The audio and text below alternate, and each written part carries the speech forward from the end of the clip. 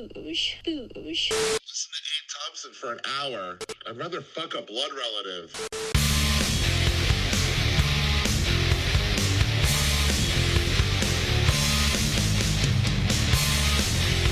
Yeah!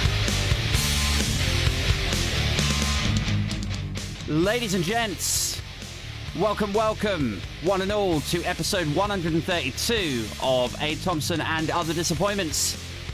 Brought to you by Funk 27, discontent providers.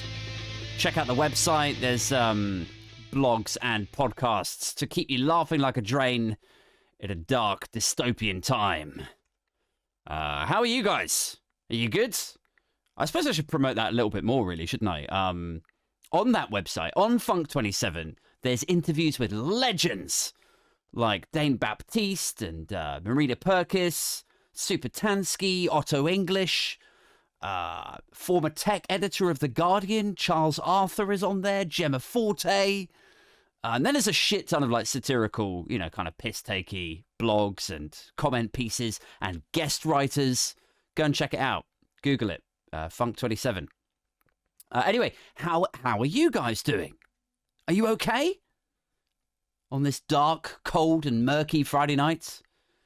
How has your week been? Welcome to the solo show. Normally I do guest shows on a Friday. This week I did a guest thing on Wednesday, and now I'm doing solo on the Friday, in case you were wondering. Anyway, as ever, there's lots going on, lots happening out there in this largely charmless, bubbling hot pot of piss and suffering that we call Britain. It's been a busy week for me personally. We'll get onto the news in a minute. But there's been lots happening with, the podcast and Funk 27, which is, as I mentioned, the website. First up, let me talk a little bit about this gig that we've got coming up. It's in February. It's on the 10th of February, a Friday night. It's going to be me, Supertansky, Danny fucking Price, Jolyon Rubinstein, and a couple of others that we're in the process of finalising details. And it's at 21 Soho on the 10th of February. Tickets are not out yet, and I'm going to shoot the link to Patreons first. So as soon as I get that live, it's going off to the Patreons, so they have the best chance of getting it. So, look, if you want to get first look in at those tickets before they sell out, and I'm pretty confident, I don't want to sound like a massive twat, but, I'm pretty confident it will sell out. So if you want to get in there first, all I'm saying, maybe consider joining my cult. What else has been happening? So I mentioned, right, so normally I do a solo show on the Wednesday and then a guest on the Friday. And it takes some prep and research and, editing and all the rest of it. But like, normally I can kind of handle it, right? But this week has been full on. Like this week I've pre-recorded 2 of them, like guest things on my lunch breaks and then like after work. And then I was heading over to the Gist podcast last night with Josh Hamilton. You should check that out. I don't think he's released like my guesting edition of it yet, but it's a good podcast. Go and check it out. So I recorded that with him last night, and then there's my job and there's my kids, and it's all just, insane at the moment. So I'm thinking like next week I might just, not do a solo show, just have a week off of the prep and the editing of that. And, just maybe, maybe actually play with my son might be a good look, might be an idea to spend some time with my child. Because, like, I don't want to look back at this period in, 25 years and be like, wow, yeah, that time was so exciting. That was an exciting time. It really felt like we were headed towards something, this ambition and this goal and this feeling like we could change the world. And people would be like, yeah. And because you were always off, talking shit about Tories and telling us what monsters the politicians were, because you were off doing that, you ended up raising the next Jeffrey Dahmer. So that can't happen. That is not appealing to me. So yeah, I don't know. Look, sometimes you just need to spend time with your kids. You need to take care of the basics, guys. You need to, play a round of Guess Who. Or, kick a ball in the garden. Or, check they're not murdering animals. I mean, it's like little things you need to just check in on. Anyway, so yeah, mad week. Recorded some guest shows with Danny fucking Price. That's out to everyone now. Everyone can check that one out. Then Dapper Laughs, aka Daniel O'Reilly. I did a thing with him the other day, and yeah, everything's just a bit nutty right now. It's all been a bit chaotic this week. Oh, and the childminder took the day off on like Wednesday, was it, or Thursday? I don't know. They all blur into one. So that was, she probably had to drive her Porsche down to the Bournemouth Hilton for the night or some shit. Fuck, the childminders are making bank, man. Childminders are making dough.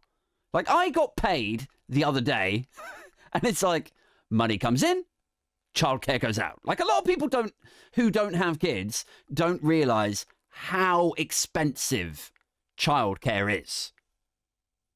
They're ignorant, but in a totally forgivable way, hugely naive. They just haven't been exposed to how expensive childcare is. Like, we have our daughter in 4 days a week, and our son goes for 2 hours after school, like twice a week. But really, it's just our daughter. And she's she's not even in full-time childcare. Not even full-time, right? And that costs like 800 quid a month. It is insane. So like full-time, if she was in 5 days a week, because we were both like working all the time, like it would be $1,000 a month.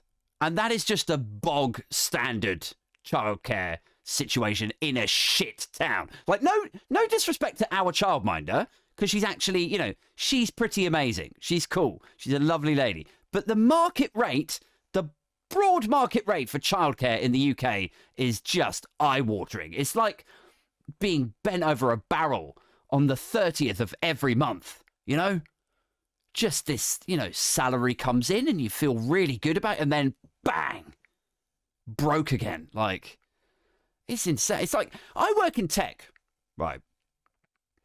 And sometimes, you see these sort of, rock star developers on Twitter, or like contractors who get deals in banks, and they'll have to deliver some software to make X amount of money, or they'll sell their startup for so many millions. And, and then you see these threads on Twitter, and it will say, who made the most money out of coding this year? Like it's a big sort of, inspirational content kind of thing, This guy invented a new library, and this guy created an app that allows people to do blah, blah, blah. And then it's like, he sold it for $10 million. Who made the most money out of coding this year? My childminder is who made the most money out of coding this year. That's who made the most money out of coding. I'm just the fucking middleman. I open my laptop, I review code, I strategize software architecture, and then my salary is funneled to a little 58-year-old lady who spends it on post-divorce gymwear. That is the dynamic that is happening here. She's making a lot of money out of software engineering, is all I'm saying. And good for her, right? I'm not knocking her. She's amazing. She's cool. I trust her with my children, and she's really, really great with them. It is the system, as ever, that I have a problem with. Because like other countries not too far away socialize and subsidize their childcare because they know that if they free up 5 million mums so they can, they can go back to work, that's, more women and more, dads, to be fair, like me. Like, if they're not broke as fuck, they're spending money in the high streets and on holidays. And but no, for some weird, illogical, ideological reason, in this country, more powerful than we want growth, more powerful than this makes logical and fiscal sense is the ruling class's desire to keep a struggling underclass anchored to universal credit and struggling to survive. That is a really powerful pull for them. They just can't say no to that. I mean, like, I'm not putting, just to be totally clear, transparent with you, dear listeners, I'm not putting myself in that bracket, right? Like in the universal credit, struggling to survive thing. Like, I have a pretty good job. I'm earning okay. My girlfriend makes fuck all though, so, you know, we're not rolling in it. Kind of evens out, I guess. But anyway, it winds me up, man. Like, it's so hilariously obvious, you know, for all their endless bleating about single mums being a drain on society, you know, on dole scroungers, on fucking skivers, like, you know, sort out childcare and free up these parents to be able to actually go back to work properly, and you fix all that. And they're like, nah. But, you know, I thought you said you wanted growth. I do want growth, but I really want a struggling underclass so I can feel like some sort of weird, fucked up cosplay Victorian land baron. That's what I really want. That is powerful. A powerful pull to me.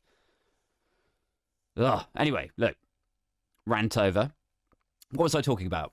My busy week. Okay. Neglecting my kids. Recording too many shows. Yeah, I mean... Right, here's a question for you guys, right? Do you ever get that feeling? I don't know what your hobbies are, what you're interested in. You know, I like doing these shows. I like the prep that comes into it. I like talking to people, recording it, seeing what the reaction is. I like geeking out on politics. That's my thing. I don't know what your thing is. Maybe you're into pottery. Maybe you play hockey twice a week, whatever. But do you ever get that feeling where you don't know if you've pushed it too far with your partner? You know? Like with your interests, your hobbies, and like you're spending too much time on it. Like, it's like you can feel when the words come out of your mouth. You know, when I say to my girlfriend, like, do you mind if I just, like, if I just step out in the cabin and record a solo show again? Do you mind if I, like, you could just feel it inside as you're saying it, like you're pushing it too far. Like, she wants to say, oh, God, again with the fucking cabin and the podcast shit, really? Fucking like, are you having an affair with the futon out there? Is that what's happening? Like, don't you think you're taking it a bit far, Aid? You're spending a lot of time in the... Don't you think you're taking this a bit far? Like, and you feel shit. You know, she doesn't say that, to be fair, because she's a nice lady. But you could just tell that you're pushing it too far, you know? You feel like you want to just, you know, sit down and go, God, I haven't sat down and watched a film or like a shit TV show with you, like, at all this entire week. Like, I feel bad. I feel guilty. And then, right, here's the weird thing. Then the other part of my brain, like, kind of kicks in at that moment. And it tells myself, it like tries to self-justify or something, like tries to sort of fight back to the argument that we're not even having, like that I'm not arguing with my girlfriend about anything, but this part of my brain kicks in, like ready to go, because it's like it says that it's like, hang on a second, Dave, don't beat yourself up too much about this, right? Because there are like 7 million husbands out there who are so into football, they are completely obsessed. You know the type of man that I'm talking about, right? There's about 7 million of those guys out there, I reckon. They come in from work, they put on Sky Sports +2, +1 extra hour or whatever, and then they listen to the fixtures, these scores and tables, and like you can tell I know dick one about football by the way that I'm describing this, right? But you know, I don't even know what they would come in and listen to. But you get the idea, right? They come in from work, they nod at their missus, and, you know, she'll be trying to tell them important stuff. She'll be trying to say stuff like, you know, oh, don't forget to, you know, book the 19th off the nativity play, right? You need to book the 19th off for the kid's nativity. And he's like, yeah, whatever.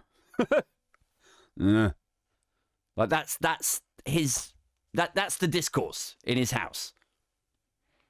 And then she'll like push it. She'll be like, "Did you hear me? I'm talking to you. I said the 19th. Put the 19th off because we're at your mum's. Do you remember on the afternoon?" And he's like, "Yeah, whatever."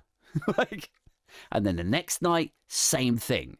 And then at the weekend, he's playing football on Saturday morning, and then watching football on Saturday afternoon, and then Sunday he goes to the pub and watches football again there. And then he comes back home and he's fucking hammered and is like asleep in front of the TV. There are millions of husbands out there who just live, breathe, shit, and eat football. And football doesn't even matter.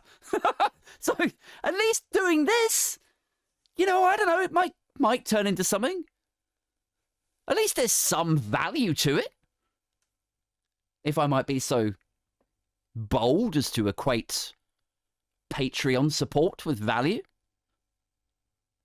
So yeah, I don't know, like that is what I tell myself, right? In my head. In this argument that I'm not having with my girlfriend, but my argumentative brain self-justification kicks in.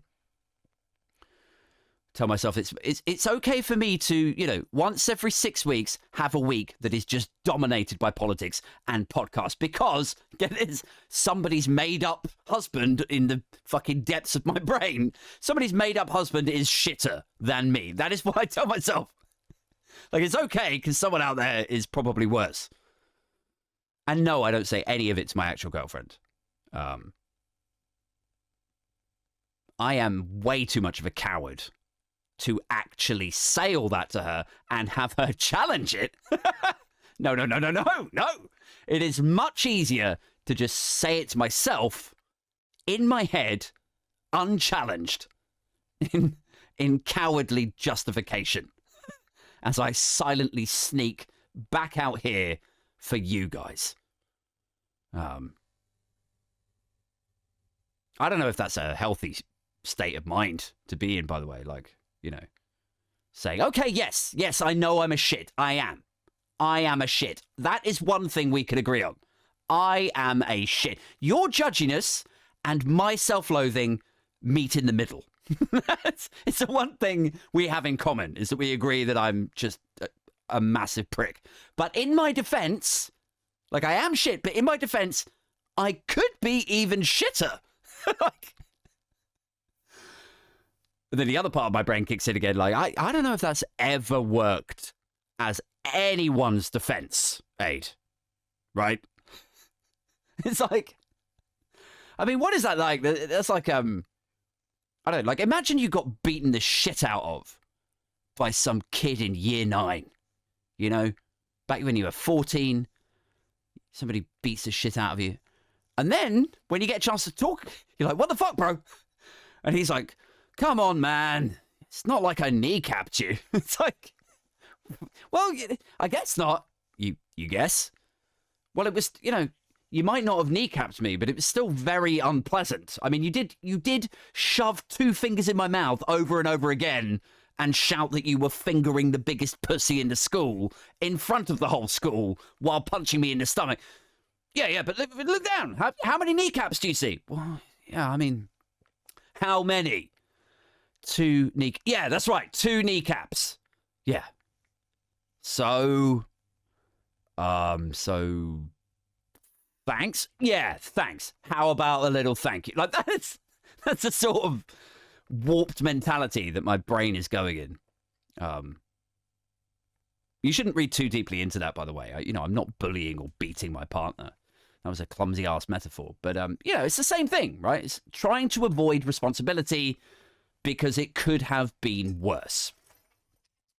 Let's get a beer open, guys. Let's sell the nerves. Anyway, so very busy at the moment, but it's good to be sat down, taking a minute out, cracking open a beer with you guys, and talk shit with you, dear sweet, sweet listeners. So what's in the news? What's been going on this week? Let's do this. Let's get into this. So we're only 20 minutes in. I haven't even really talked about the news yet. Here we go. Let's get into it. Are you ready? Here we go. 3, 2, 1, and we are off like a prom dress. So, few few big racism stories this week, wasn't there? I don't know if you noticed how much of the news this week was to do with, like, racism is making a comeback. It is the all new craze. Apparently, racism is so hot right now. Like this week, right? So it started with Farage shitting his tits about 2 or 3 cities in the census, apparently, according to him, although it was later ruled to be bullshit, or certainly not entirely factual. He was shitting his tits that some cities will no longer be majority white.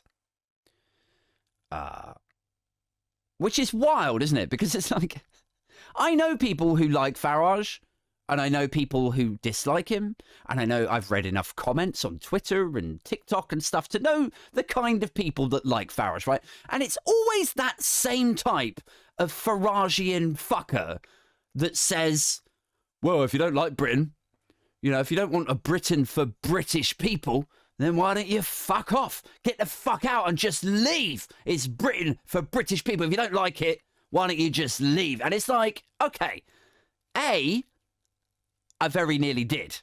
The only reason I didn't is because I couldn't successfully railroad my girlfriend into agreeing to leave. She was like, no, you know, we've got family, we've got friends here, the kids are at school. I was like, fuck. So here we are. B, you fucked that up for all of us when you nuked freedom of movement. When you voted Brexit and cheered it on and they stripped freedom of movement away, that cancelled my ability to move to close European countries, right? So there's that. And then C, a lot of people, a lot of native Caucasian Brits are actually leaving. And guess what? Then you're getting the highest immigration figures ever.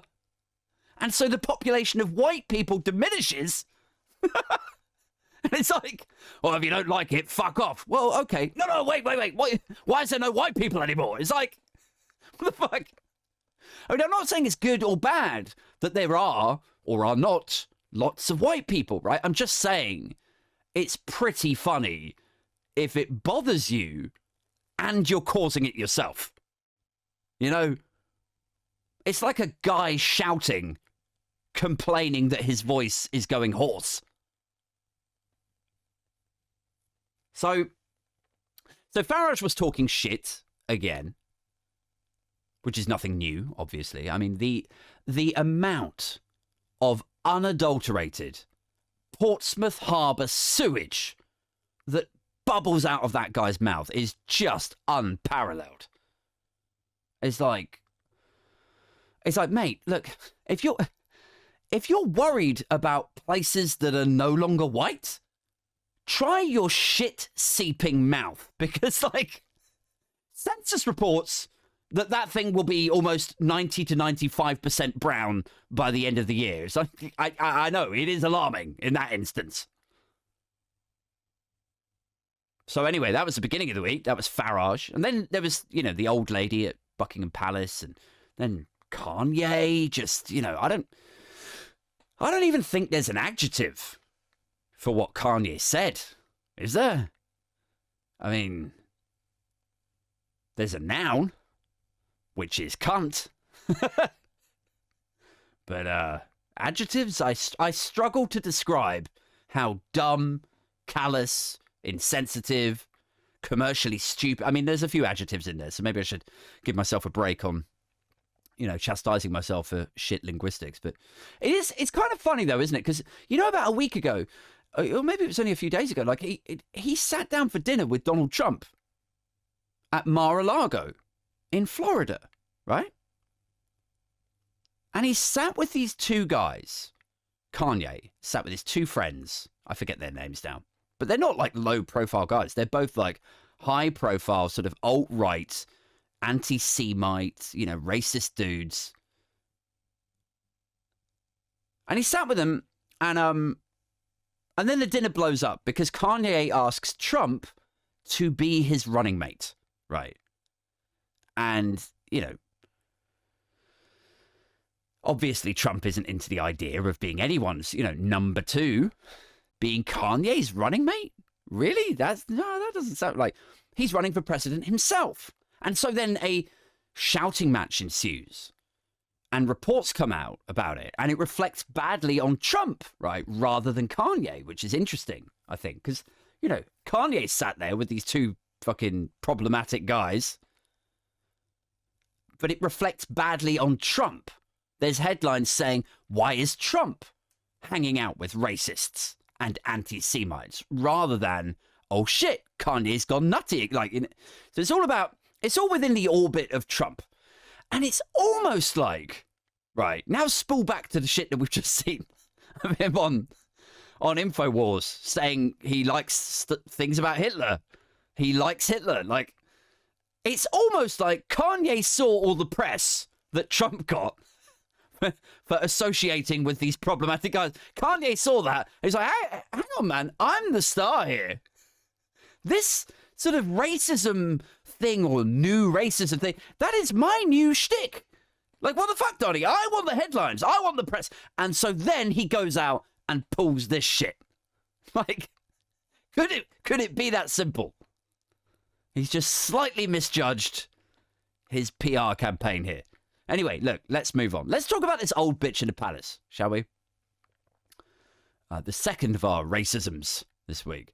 This 83-year-old woman who works at Buckingham Palace.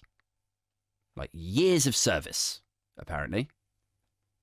Whatever the fuck that means. I mean, she was a confidant of the Queen. She was a lady in waiting. Again, I have no idea what that means. She was basically like a long-time Buck pal entourage.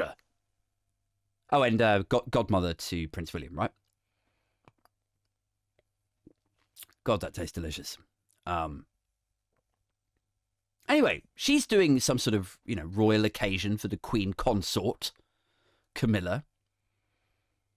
And as she's sort of maneuvering from this person to that person, meeting different people, shaking hands or whatever, she meets this lady, Ngozi Fulani, and she asks her where she really came from, right? A black lady asks her where she's from. And apparently this lady said, oh, I'm from, X, somewhere in Britain, I guess. And this lady, old lady, pushes her on it. She's like, no, I mean, where are you really from? That thing. So that happened, and she's resigned from her post, from her sort of palace duties, if you like. And then William comes out with a statement, right, which I quite like. He says, there is no place for racism in society today. Just focus on the wording of that for a minute. He says, there's no place for racism in society today, right? And so you read that just, on face value, like in the paper or whatever, you're supposed to go, all right, yeah, cool. Nice one, William. Right on. Like, but it is an interesting choice of words, because there's no place for racism in society today. It's like, well, yeah, like not in society generally, but like, why not say the palace, right? Because the shit happened at the palace. It's a member of the royal circle, I guess you could call them. Why not just say there is no place for racism at Buckingham Palace? Like, that old lady just called the woman the N-word. I mean, she didn't. But if she had, and William had come out like, there is no place for that in wider society, like, wouldn't you be a bit like, well, yeah, I mean, look, we all know that, Will. That's why none of us are running around asking black dudes where their spears are, or telling tables of black professionals to remember the colonies, both of which other members of the royal family have done. There's no place for racism out there. Like, that's kind of the vibe, isn't it? It's like, I strongly condemn all racisms everywhere. Even the one that just happened in the palace by palace staff.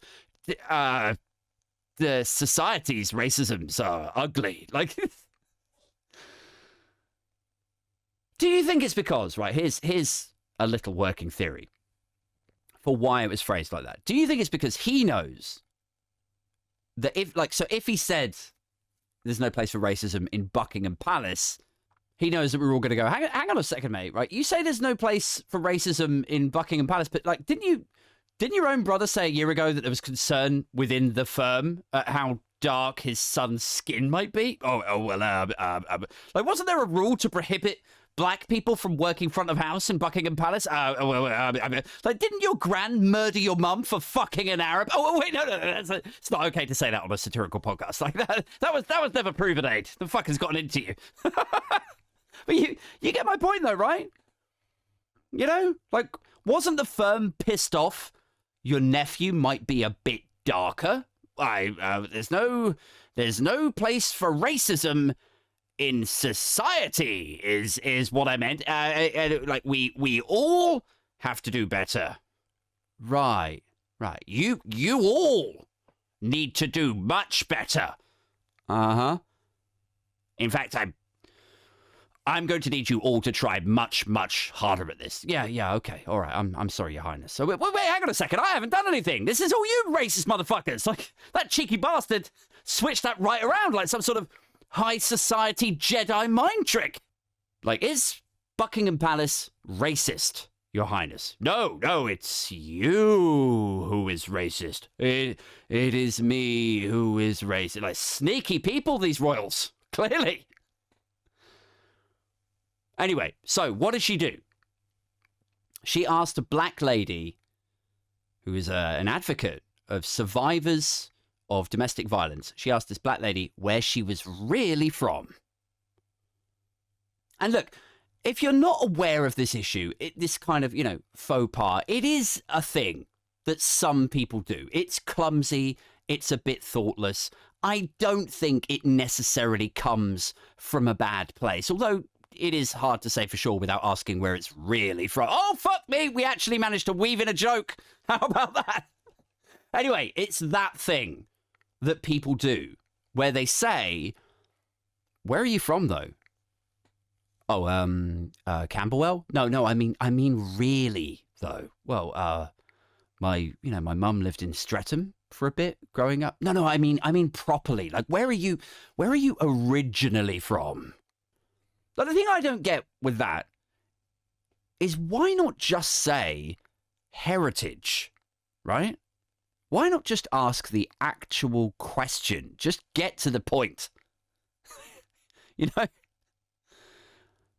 wouldn't black guys be like, oh, look, just can we not do this dance? Just ask the question you're actually trying to ask. The question that you're dying to ask me. Just ask it. Don't pussyfoot around this shit. Don't be like, right, but where are you really from? Don't make me say it. Oh, God.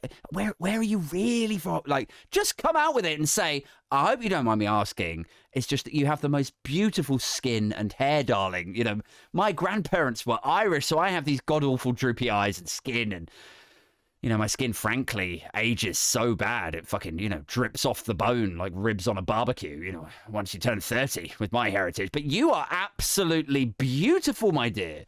What is your heritage, my darling? Like, even that is a bit like, why do you want to know? Like, why is it any of your business? But at least it's nice. At least it's caked in self-deprecation and flattery, right? At least it's nice. I mean, apart from the bone dripping thing, but that's, that's just me trying to amuse myself. So, I don't know. Like, I'm a white guy from the home county, so maybe I should just shut the fuck up about this stuff, right? Maybe I don't know how it feels to even be asked a question, about your ethnicity, right? With all the context and history that comes with that question. Like, where are you from? Are you pure? Where's your papers? No, you can't be in the Abercrombie and Fitch catalogue. You can't. I don't know how that feels to be segregated and sidelined and dismissed and not listened to, or be told I'm a troublemaker if I raise my hand and ask a question. I don't know all of that shit. But even, if you push the context aside a little bit, just the nuts and bolts of it, like, even if you ignore all of the, the history of slavery and oppression and even the nuts and bolts of that question, where are you from, it is a bit like, why do you care? You know, why do you want to know, lady? Like, what the fuck? And I think this is one of those times where, you know, specifically as a 42-year-old white guy, it's like, you know, you have to make an effort to step outside of your immediate knee-jerk reactions to shit. Because the instant reaction is the one that's rooted in your own life experience, right? Your own bubble. That's your knee-jerk reaction, is that. But when you contextualize it, when you step outside of your own shit and just really think about stuff, when you contextualize it from a black woman's perspective, it starts to make sense why that would be so jarring. You know? Like if I had had that life experience, maybe I would be like, why is that important? Why do you care? Why is your chosen subject for us to talk about that? You know? Because like I hope you don't think I'm being too sensitive here. Like I hope you don't think you can't say anything anymore. But here's the scoop, lady. Like you're already a rich white woman in a castle right now, and I'm your guest. You know, there's a certain dynamic to this. And I should be happy to be here and everything. I get that. But on top of that dynamic, despite me working really hard to integrate and to ignore the rich tapestry of racism this country slaps me around the face with every fucking day, your little, like, where are you really from comment is making me feel like I'm not even British. Like I don't deserve to be here. Like I've been othered. Like, where are you really from? Like, you nutty old bat. Can we talk about something else? Are you that old that you've just run out of shit to say? This is the last thing you've got left. You know, like, taking the dynamic of rich, old, white people and then exploding it into a, well, you know, not only are you poor by comparison, but I definitely don't see you as the same. Like, that's kind of what you're doing there. Maybe I'd see it like that if I had that life experience. And you know what surprises me about this stuff, right? Is not that it's being said. Not that these things get said. I mean, fuck, like, I've said that sort of stuff. I'm not going to bullshit anyone that listens to this. You listen to my podcast, cool. You jump on the Patreon, great. I will meet you halfway by just not telling you fucking nonsense and pretending I've never said problematic shit. I'm positive that you could fill a fucking double album with the stuff that I've said that is unfortunate, problematic, and I would fucking cringe my arsehole inside out if I ever had to listen to myself saying this sort of stuff that I used to say, right? I said that kind of shit. Where are you from? Like when I was doing stand-up, right? Here's a little story for you.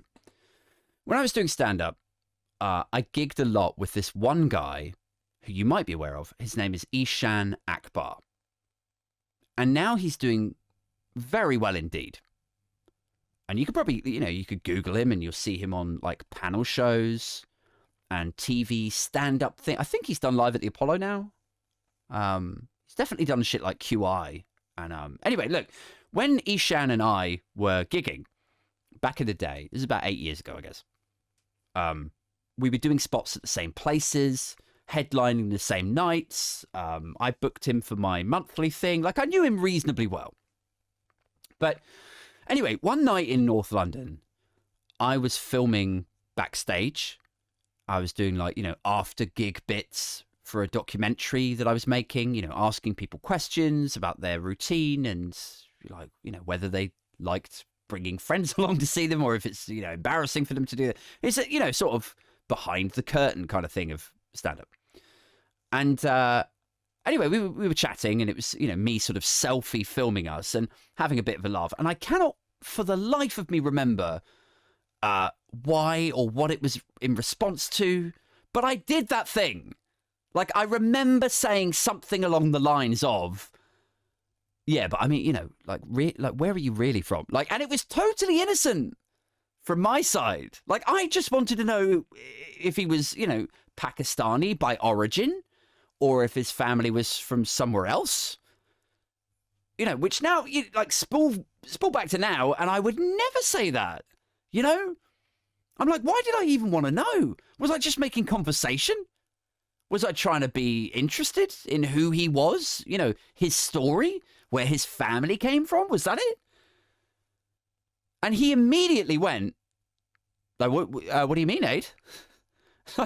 like jokingly, like it was in good spirits. It's kind of, you know, I remember that clip, that video, actually being kind of funny because I sort of immediately backed down. I was like, I actually don't know what I mean by that. I don't know what I meant by that sort of, where are you really from? Like, it was just really fucking weird of me.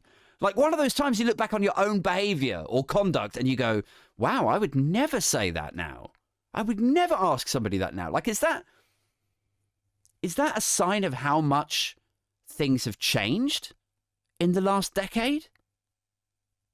Or is it me that's become kind of more socially aware? Like, does that mean I need to, you know, cut this old lady some slack?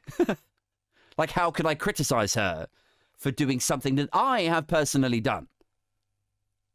But you know what? Right, there's 3 reasons why I can do that. Why she needs some shit for this. The dynamic is such, right, this is number 1. The dynamic is such that it is just a different thing. An old white lady shaking hands with guests in a castle is not the same as 2 comedians talking shit with each other in a room above a pub. Like, the optics are different. The relationship between the 2 people is different. It's just a different thing. So that's first. Second, I only asked it once. And it was layered with a healthy dose of, I probably shouldn't say this, but this is supposed to be a sort of, you know, half entertaining open mic documentary. And I, you know, at the time I wanted things to be a bit edgy or whatever, you know, and I immediately rode back on it like, oh shit, like definite vibe of child who can't swim flailing around in a river of shit kind of vibe to it, right? I didn't keep asking, keep probing. An obviously uncomfortable person, keep pushing this idea that Ishan wasn't British, or, you know, but where are you really from? You know, as indeed it sounds as though this 83-year-old lady, Susan Hussey, did. Third reason why it's different. Third reason why I can give this lady a bit of shit, despite having done something similar myself. Third reason. Because it's my fucking show. That's it. There you go. You were looking for integrity? Were you? Really? From the guy that styles his Patreon as a cult you need to join? You know, who endlessly bleats on about how Tories fuck livestock? That is where you're coming for integrity? Fuck. The well must have really run dry in Westminster.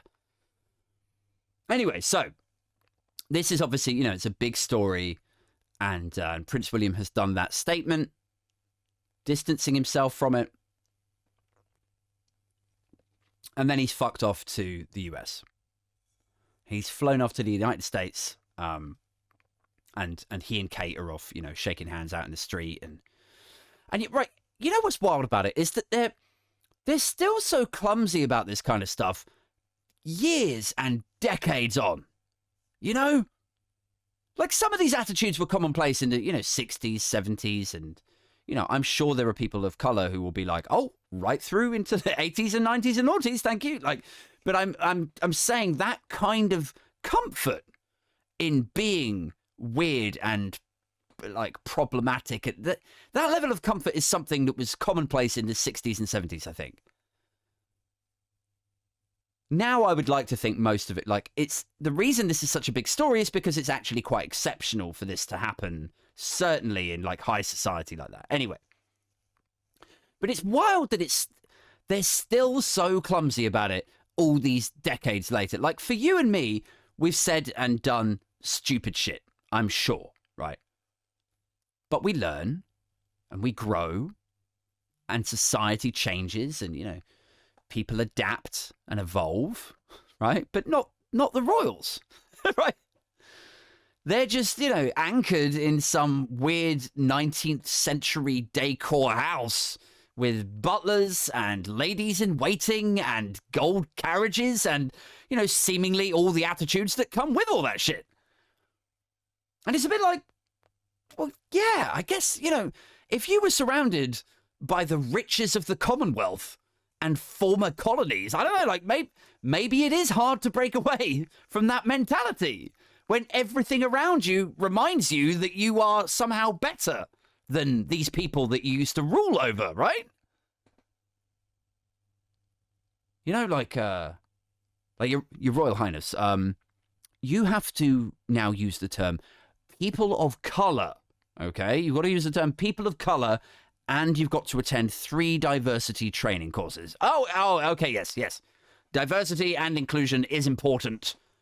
Just come and get me when you want me, okay? I understand. It's diversity, inclusion, yes, and people of color. I've got it. Anyway, look, come and find me. I will be sat on my throne made of African bones and stolen jewels. Like, it's just, if that's your life, how can you modernize? Do you know what I mean? I feel like maybe it has to be an all or nothing thing. Burn the fucking palace down. If we must have a royal family, can we at least have them live in something that isn't, you know, looking like something out of, fuck me, what was that Tarantino movie? The slavery one. Django Unchained. Like, parts of Buckingham Palace on the pictures look like something out of Django Unchained. Anyway, look. The attitudes and clumsiness itself doesn't surprise me from those circles. What does surprise me is that it's still happening publicly. That's what's interesting. Right? It doesn't surprise me that people in their 80s have a certain way of looking at the world. I'm not saying it's right or wrong. I'm just saying, you know, it's not overly shocking that somebody of that age might fuck up in this way. What's surprising is that it happens publicly. Because, like, I don't want to pretend that I've got any intel on the Windsors, right, and their entourage, right. I don't know how that shit works, but I always assumed that the best of the best worked for Buckingham Palace, right? I always assumed the best, top tier, big budgets, smart suits, you know, highly prestigious PR agencies, the best media advisors and crowd management and engagement coordinators that money can buy. That was my assumption. Like, is that just me? Or is that a fair assumption that in the firm, one of the richest and most prestigious families in the world, I would be assuming they were receiving the platinum tier service for everything. So, like, you know, more specifically, I figured there would be someone in Windsor Castle or Buckingham Palace whose job it is to pull people aside, people from a different time, older people with clumsy vocabulary and shitty attitudes. Like, it would be their job to go, hey, yeah, look, 90-year-old woman, try not to call them this. You know, like, that's somebody's job. I assumed that the premium platinum tier service of crowd management and PR, somebody would have a job there to go like, yeah, don't get fucking Susan Hussey and be like, oh, she's a fucking time bomb. She's going to say something problematic. It'll blow up. The whole thing will be a nightmare. Get somebody like a little bit younger, maybe. Like, isn't it somebody's job to pull the senior royals in and go like, yep, everyone sit down. I've got PowerPoint. All right, everyone paying attention? Yeah, cool. Okay, right, here we go. Listen, guys. Listen, team. There were some learnings from the post-mortem on the, you know, baby Archie dark skin color stuff the other week. There were some learnings of that. And one of the key outputs, team, was that the press and the public don't like it when a posh person does a racism. So don't say this thing, and don't refer to this person as that, and don't ask this type of person where they're really from. Do we have that? Okay, sign these documents, say that you learned and understood it. Like, maybe you don't ask the crazy old broad to welcome people in anymore. She's fucking 83. Maybe it's time for some new blood. Like, could it be time for some new blood? That you can't find somebody that might be a better fit for that role. You know? You can't find somebody better than the 83-year-old woman. Like, I imagine there's people in Buckingham Palace who would love a job like that. You know? Like, I imagine some 59-year-old guy. Picture that guy in your head now. 59 years old, bald, bit overweight. He's been doing the same job, some sort of clerical thing, for years. But he's desperate. Absolutely desperate to get a job in the palace when his current fixed-term contract ends or whatever. He's desperate to get a job, and like without being written off and chucked on the scrap heap, right? He's 59. He's too young to retire. He doesn't have the funds. He just wants a job in the palace, and this one would be perfect, right? Doesn't want to get thrown on the scrap heap just yet. He has skills. He wants to believe that ageism isn't a thing, that he could still do. Like, his whole thing is like, please don't write me off yet. I can still do things. I need a job. And then someone wheels the 83-year-old ditzy broad out, and she says the wrong thing. And he'd be like, oh, God, this is not going to do anything for my campaign, you know? Like, I'm only 59. I can still learn and adapt and evolve. Then he, like, you know, moves out the way slightly to reveal this, you know, fucking old lady saying something awful. I can say coloured, of course I can. What's the big problem? And he's like, oh, God. Like, it's already hard enough to get a job over 50. You're making a hard thing harder, you dappy old bat. I mean, really, this comes down to, like, so when people talk about these sort of, you know, diversity workshops and inclusivity and unconscious bias and all that stuff, they get a lot of stick, right? People love to mock that shit. But this is why diversity and inclusion is actually important. Because when you have an event staff of almost entirely privately educated, turbo, upper class, high society white people all over the shop floor, and you've got a history of being like, yeah, no dark people. I mean, we'll take dark-haired people at a push. We would much rather blonde and blue-eyed, to be fair with you. We'll take dark-haired people. But, yeah, don't make me say it, but no black people in front of House Rock. Like, when you've got that history there, and it's all dominated by privately educated, high society white people, they're just not going to know what is and is not acceptable out in the real world. Or they're going to be far less likely to, right? Had you included a few state school educated black people under the age of 60, maybe someone would have overheard this bitch the first time she said, oh, so you're African. Oh, I hope you don't want your jewels back, lol. You know, and they would have, like, pulled her in and gone like, how many times, Susan? How many times? You can't say that shit.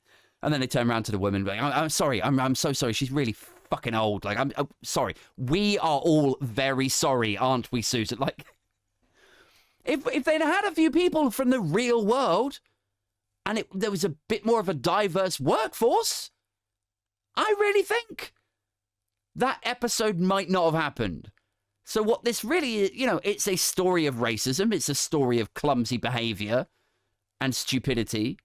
But really what this is a story about the urgent need for shit like diversity workshops and like inclusivity targets.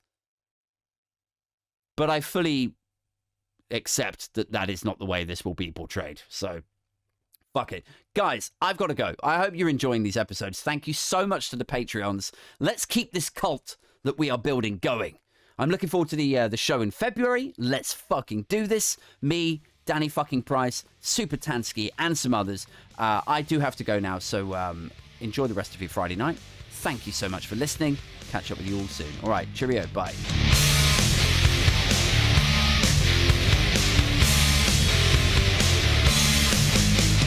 Boosh.